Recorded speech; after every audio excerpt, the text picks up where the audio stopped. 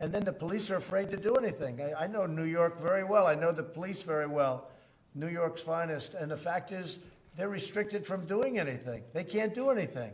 So what are you planning on doing? Well, I'm going to do something that I can tell you, because we're not going to let New York and Chicago and Philadelphia, Detroit and Baltimore and all of these, Oakland is a mess.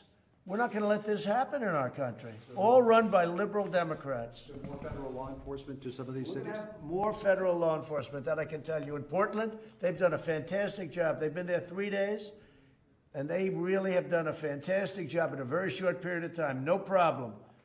They grab them, a lot of people in jail. They're leaders. These are anarchists. These are not protesters. People say protesters. These people are anarchists. These are people that hate our country. And we're not going to let it go forward. And I'll tell you what, the governor and the mayor and the senators out there, they're afraid of these people.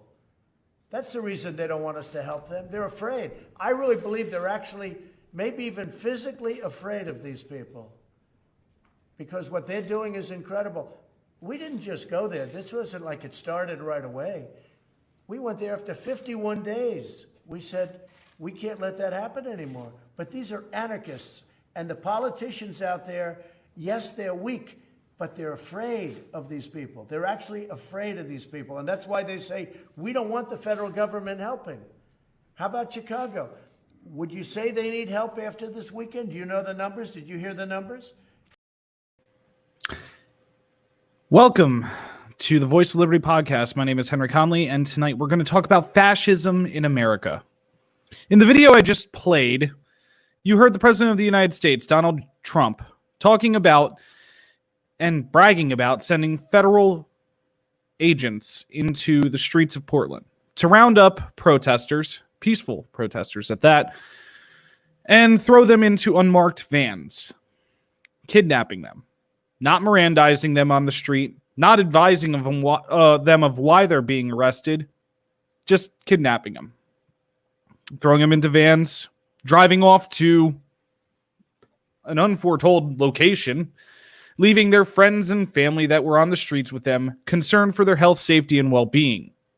We've heard multiple reports out of Portland where families were wondering when they were going to see their family member or their friend again.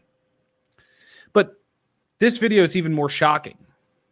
This video is extremely shocking because not only is the President of the United States bragging about what he did in Portland by sending federal agents in who are masked up in camouflage, tactical gear, but he's bragging about doing it in other cities.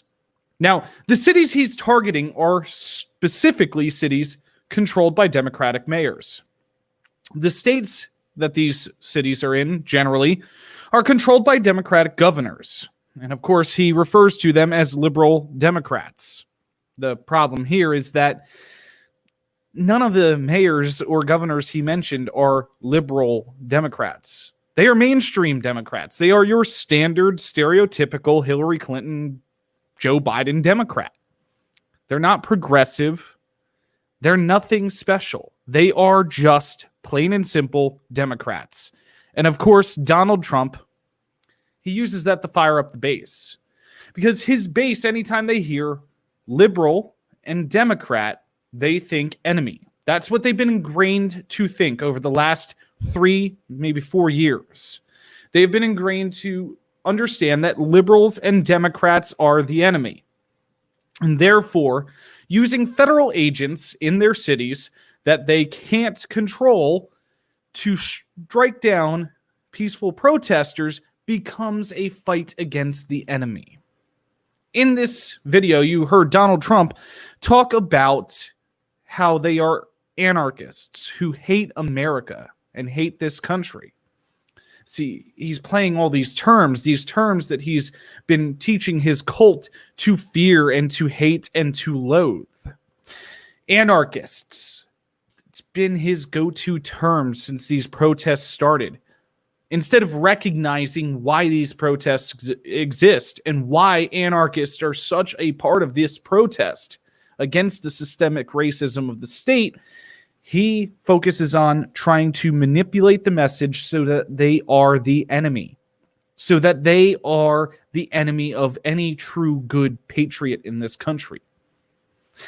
He groups them in with Democrats and liberals because his group, his cult, only sees anarchists as being of that group, when most anarchists are not actually a part of the Democratic Party. Are they fairly liberal? Yes, they can be. But see, this is how Donald Trump manipulates people. I want to do a little comparison here. I just want to, any Trump supporter that watches this video, if they manage to watch this video, I just want you to think for a minute.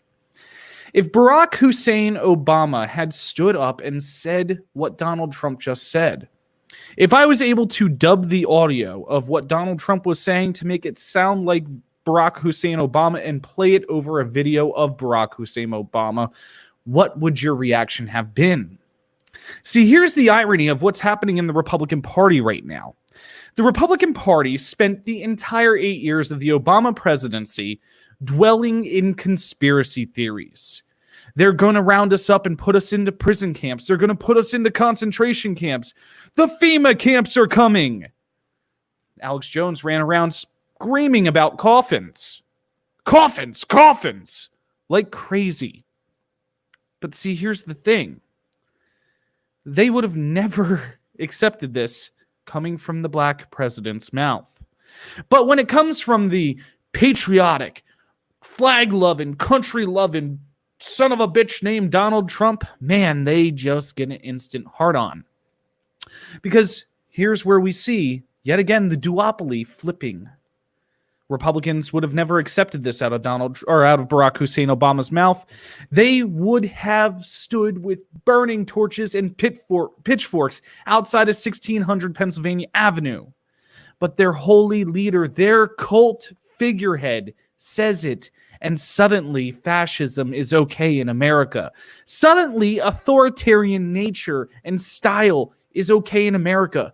Suddenly the American Gestapo rounding up people, violating their rights, searching them without probable cause, throwing them in the back of unmarked cars, and taking them to a completely hidden location is okay. And it's okay because it's the Republican doing it. Alex Jones would have had a heart attack by now if Barack Hussein Obama was doing this in our country. God, every Republican in Congress would have been talking and screaming at the top of their lungs for impeachment. Every single one of them. But they sit silent now. And they sit silent. Why? Because the figurehead of their party is doing it. Because the figurehead of their party is taking on the fight against the radical liberal Democrats and the anarchists. But we can promise you this much.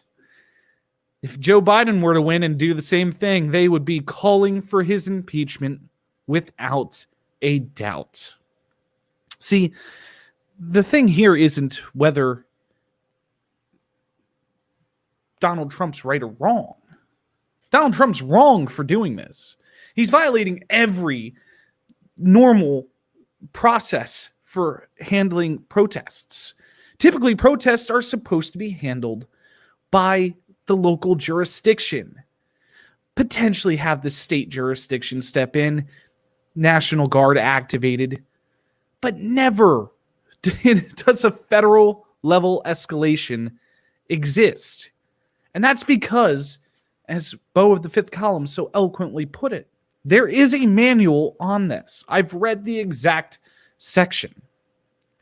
And the section explains 110% why you should never escalate things with a force against an insurgent force. It doesn't help. He is trying to quell the protests. He's trying to stop the protests because the protests are bad for his numbers.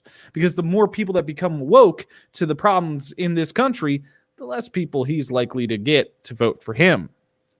The more he can focus on the Democrats, the liberals, and the anarchists, the less people focus on his failures. See, Donald Trump could care less about law and order. Donald Trump doesn't give a shit about law and order. We've seen this. If Donald Trump cared about law and order, he would actually be carrying out law and order against those federal agents throwing people in unmarked cars, detaining them without probable cause, and violating their rights. What Donald Trump cares more about is keeping the attention off of the things he fails at. And those things are plentiful. Coronavirus response, the economy, health, you name it, the list is long. So what do we do in the face of adversity? And what do we do in the face of fascism literally coming to the country? What do we do when the president is exercising authoritarian measures? Well, the first thing we need to focus on is where our warning sign was. There was a warning sign that this was coming. We had ample warning and we failed. You may ask what that warning sign was. That warning sign was when federal agents started rounding up immigrants at the borders in cities and detaining them without probable cause. That warning sign was when they started transporting them to federal facilities for indefinite periods of detention. That was the test. That was how Donald Trump could figure out whether he was going to be able to pull this off or not. That was the test, and we failed to see it. And I mean, we collectively as a country failed to see that test going on. Once he was able to successfully do that with immigrants, he realized he could do it with American citizens, and his base would never speak out against it. So now, he understands that fascism can exist in this country. He understands that he can be authoritarian and not lose one single bit of support. So what do we do? Well, it's simple. Donald Trump named the cities that he's coming for next. Philadelphia, New York, Atlanta, San Francisco, LA, Chicago, amongst others. He named them.